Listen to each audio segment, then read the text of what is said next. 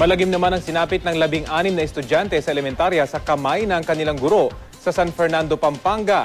Ang inirereklamo kasi nilang PE teacher, minumolestya raw sila sa loob ng eskwela sa oras pa mismo ng klase. Balita hatid ni John Consulta, exclusive. Sa isinagawang imbestigasyon ng Women and Children's Protection Desk ng San Fernando Police, inilahad ng 16 na grade 5 at grade 6 pupils ang bangungot na sinapit sa kamay ng kanilang PE teacher.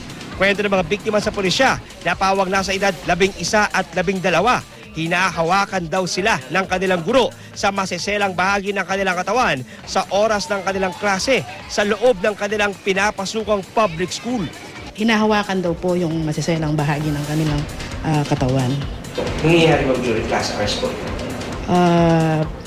Base po dun sa pag-iimbestiga nila, during klase nga daw po. Pinakahuling insidenteng isinumbong sa pulisya ay noong October 6 mula sa isang grade 5 pupil na babae nang magpatawag daw ng practice ang 44 na taong gulang na PE teacher sa kanilang eskwelahan.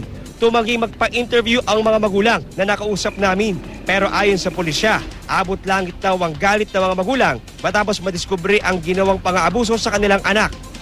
Pwede po dun sa sinasabi nilang hinahawakan sila, pwede po siyang kasuhan dun sa Acts of Lasciviousness in relation to Republic Act 7610. Ngayon po kung yung pinaka-worst po is kung may makikita po sa medical result nila, pwede po yung rape in relation to Republic Act 7610 din po. Sinubukan namin kapanayamin ang prinsipal ng eskwelahan pero tumanggi ito magbigay ng anumang pahayag.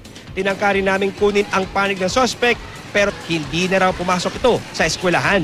Kwento ng mga katrabaho ng suspect, labis daw nilang ikinagulat nang mabalitaan ang mga umunoy pang-aabuso. Nagulat talaga kami dun sa pumutok na balita na ganyan nga na hindi namin in-expect na mangyayari talaga at mababalitaan namin na ganun ngayon nangyari. Tinext nyo pa siya, no? Paano, ano yung laman ng text message? We tried to ask him if, sir, may problema po ba? We can help you. Pwede mo kaming makausap pero wala talagang reply.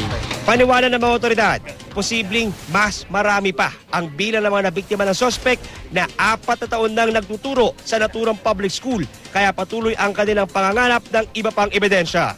Dito po sa mga parents, sa mga magulang na nag-aaral dito sa school na to, we encourage youth na tanungin po natin yung mga anak natin, especially yung mga babae, kung merong ginawa o may paglabag sa kanilang karapatan itong teacher na to para po makunan po natin ng statement at the same time isama po natin sa demanda. Hindi po tayo hihinto hanggat hindi po natin nahuhuli ito. John Consulta, GMA News.